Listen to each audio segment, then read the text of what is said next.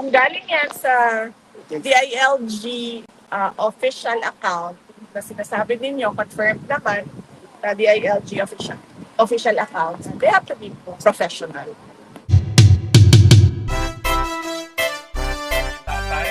On your last visit on this trip, no? Opo, okay naman siya. Okay naman si... Kasakain talaga. Init na po, no? Babang-gapang. Okay. So, yes, okay lang. Si former President Duterte, sabi niya, tinanong ko siya kanina, no, kung ano yung mensahe niya para sa mga kababayan natin na nag-aantay sa labas, nag-aantay ng balita, patungkol sa kanya, at nandito dahil nagpapakita sila ng suporta para sa kanya. Sabi niya, okay lang ako, huwag kayong mag-alala. Yun ang kanyang message. Well, how do you feel po this being your last trip on this visit, and when do you think you can be back? Well, may schedule na ako. Hindi ko pa lang siya ma-announce. May pinag-usapan lang kami na schedule sa mga susunod na mga weeks. Hindi ko pa lang siya ma-announce dahil wala pa akong ticket. So, nothing definitive until meron ng plane ticket. Pero meron ng travel schedule para sa pagbisita. Wala ba ho siyang bili naman sa inyo? Sa akin, wala naman siyang yun na, yung bili niya is yung kanyang yung wag na daw siya bisitahin, wag na daw siya balikan dahil nakakaabala daw. At sagot ko naman sa kanya, sabi ko, hindi pwede yon dahil ang daming nag-aantay doon sa labas na gustong bumisita sa'yo. Ay hindi sila makapasok, kaya kami yung pumapasok para mapaabot namin sa iyo kung ano sinasabi nila at mapaabot mo naman sa amin kung ano yung gusto mong sabihin para sa kanila. So yun Sa politika po, wala kayo napag-usapan? Wala kaming napag-usapan sa politics eh. Napag-usapan namin yung hopelessness, sabi ko yung hopelessness and frustration ba sa government. Yun ang napag-usapan namin na doon. Pero sa politika, wala kaming napag-usapan kanina na politika. Okay, questions? Ma'am, salamat po sa update kay dating Pangulong Rodrigo Duterte. At sa po sa mga tanong namin ngayon, ma'am, pabor po ba kayo sa panukala ni Senator Robin Padilla na ibaba ang minimum age of criminal liability? Mga batang edad 10 to 17 na masasangkot sa karumal-dumal na krimen tulad ng murder, rape at drug-related cases. Hindi na muna ako mag-comment dahil hindi pa naman siya pinag-uusapan doon sa loob ng Senado. Kapag meron na silang mga committee hearings, we will make sure na the voice of the Office of the Vice President will participate in the committee hearings of the proposed bill of Senator Robin Padilla. Thank you, ma'am. Ma'am, sang-ayon po ba kayo sa paraan ng anunsyo ni DILG Secretary John Vic Remulla na suspension of work and classes na may halong biro? Marami po kasi mga netizens ang nagsasabing dapat seryoso at may malasakit ang ganitong mensahe, lalo na't kaligtasan po ng publiko ang nakataya. Yes. Ano ang biro? Sinasabi niya mga abangers, ganito, in the manner that it was actually put out for the public to actually read. Sinasabi niya mga abangers, ito pong update, mga abangers, ganito ganyan.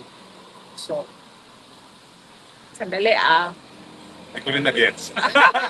Hindi ko wala kasi ako ang hindi ko alam, hindi ko nakita, hindi ko nabasa, so mahirap mag-comment. Pero na-verify na ba na hindi siya parody account or fake news? yung official talaga na Facebook page ng DILG, ma'am, sinasabi niya, for example, there's a class suspension sa different cities. In the manner na sinusulat niya, mga abangers, class suspension. Sandali. Official DILG account. And na-verify na ninyo. May blue check. Sige, so official DILG account, na-verify ninyo and nagbibiro. Yes, on the manner na Hindi naman na-hack. Well, we don't know that. Hindi, ma'am. Kasi consistent yung Sabi ng mga netizens na dapat seryoso ang malasakit sa ganitong mga mensahe, lalo na kaligtasan ng publiko ang nakataya. Well, unang-una, gusto ko lang malaman kung official Yes, ma'am. DILG account. At pangalawa, hindi siya na-hack. Okay, and hindi din siya fake news. Confirmed yan lahat, ha? Oh. Tulad lang din yan noong sa Office of the Vice President. Merong Vice President at merong Office of the Vice President. Iba yung institusyon, iba yung tao. Yes. Okay?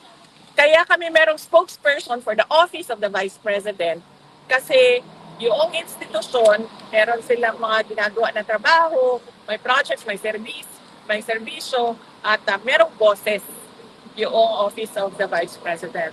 So, kapag nandun ka, makikita mo, very professional yan sila. Pero pagdating naman sa Vice President, ako, yung tao, iba din yung boses ko.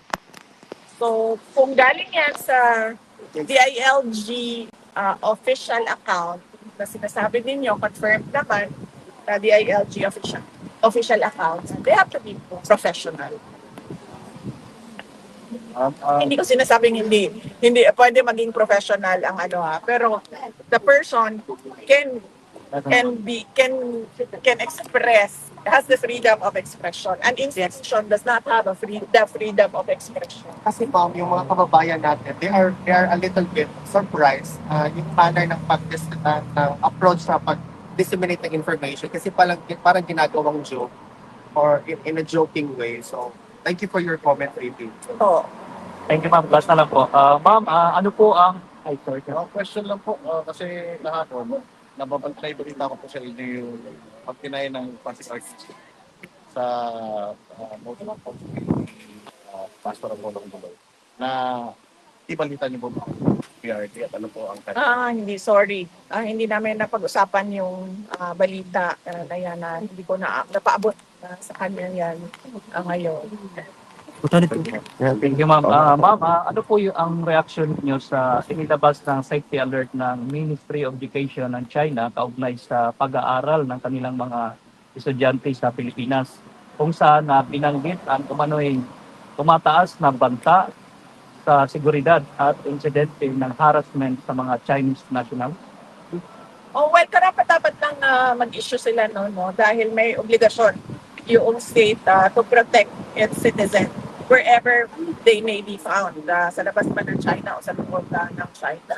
So, kung merong mga ganun na pangyayari na nadidelikado yung buhay nila or merong harassment, merong threats na nangyayari, ay dapat bigyan nila na sapat na warning yung kanilang mga citizens para sila naman ay makapaghanda or meron silang magagawa para sa proteksyon ng sarili nila. Thank you, ma'am.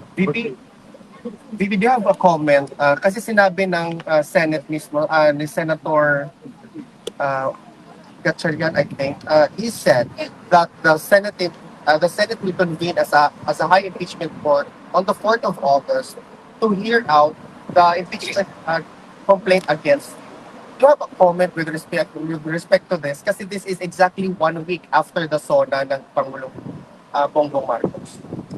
Hindi na muna ako mag-comment about sa impeachment kasi merong spokesperson for the impeachment topics. Ito yun si Attorney Michael Poma. So, if you can find time to reach out to him to ask him questions about the impeachment, then he would gladly answer questions about the impeachment. Thank you, Vivi. VP, do you have any expectation na sana i-bring up ni President Trump kay Presidente Marcos Jr. ang issue ng ICC and about former President Duterte? Wala akong expectation. Wala akong expectation na i-bring up niya doon anything favorable to former President Rodrigo Duterte. Likely, i-bring up niya doon, pero ang kanyang sasabihin ay things that are unfavorable to President. Because he will really defend what they did to the former president. No, I meant on the part of President Trump. President Trump to President Yes. Marcos. Mayroon ba silang meeting? Nandun na daw Wala pa po kayo. sa special. Wala pa po according to the official schedule. Wala pa po according to the official schedule for the day. Madam. So, Comment ulit.